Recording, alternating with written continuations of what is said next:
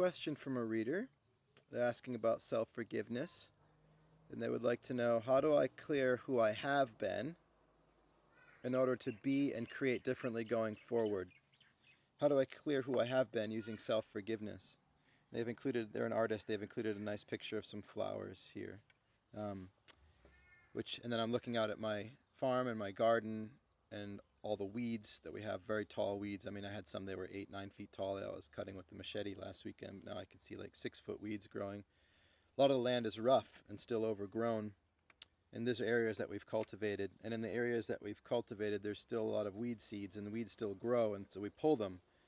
And it's clear for a bit, and then they come back. And we put some wood chips down and some things to cover it up, and there's no weeds for a while. And then it rains, and some weeds start to pop through, and we pull them. And so there's this cycle. And the more we work at it, the less the weeds come back. And so there's two things that are having the weeds come back less. One is being persistent in forgiving ourselves by pulling the weeds, forgiving the ground of weeds, right? To give greatly, to give greatly the ground, the freedom from weeds by pulling them out. And the other thing is that we're putting something in its place that makes weeds less likely to grow.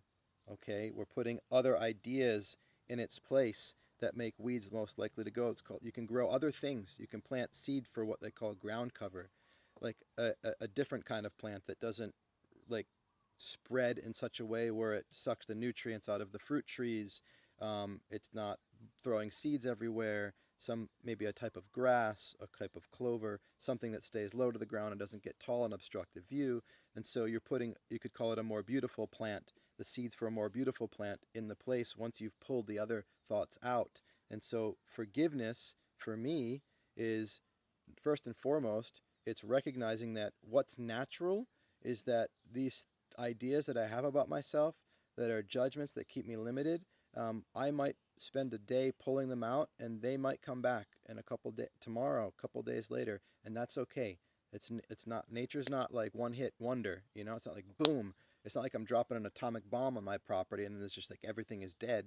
That wouldn't really be useful either, because then I couldn't grow new thoughts, beautiful thoughts. I would be gone, right? And so it's developing first a meta relationship with the whole process, which is welcoming of the cycle of weeding, and that it's going to take persistence over time and being gentle with it, and not going out into the garden a week, after it rains and be like, oh, the weeds are back. Damn it. I thought I did this weeding already. It's like, this is what it is, having land and having a relationship with a garden. That's the first thing. And so that sets up a relationship to the work, to the play, to the practice itself, to the art, to the creating itself, which is joyful and welcoming. And then weed the garden. Go through self-forgiveness. I forgive myself of these ideas. I'm not going to go deep into the actual practice here. It would take much more time. That's what we teach in our program, Creating Being.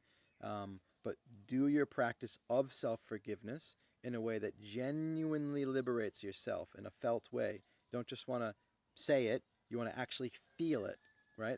The words are that which create the imagery, that create the physical, felt, experienced liberation. And it's the feeling of being liberated, the expansive innocence that arises, that is the moment of freedom. That is pulling the weed out. You don't just want to break it off at the stem. You want to pull it out by the roots, right? Sometimes with these weeds, you got to be real careful. Do it slowly, gently, so you don't break it, loosen it up and pull it all the way out. It's the same kind of relationship to self. Take your time, go gentle, be easy. Do the entire inward process to really have an embodied experience of self-forgiveness. And then once you've done that, breathe easy, and if you're up for it, plant some other seeds of something else that you would like to grow there, a more beautiful idea. Choose to see yourself in a more beautiful way in the space of that clear ground. Give it light, give it water, give it the light and water of action and expression in the world. Go and do what somebody would do as an expression of that beautiful idea of yourself. That's going to put light and water on that idea. It's going to feed it, and you're going to have new sprouts of healthier ground cover that are going to keep the weeds out as well. But the weeds are going to come back. You got to keep practicing the forgiveness, and you got to keep in the space of that forgiveness, keep planting more beautiful ideas. And over time, you'll have a beautiful cultivated garden in your mind which is expressing yourself through your being, which is creating action, the quantity and quality of action that's creating the material results that you want in your world, in your relationships, in your income, in your health and vitality, all of that. So thank you for your question. Thank you for the flowers. Thank you for watching. Thank you for listening. Thank you for reading. Stick around for more. I love you, and I'll talk to you soon.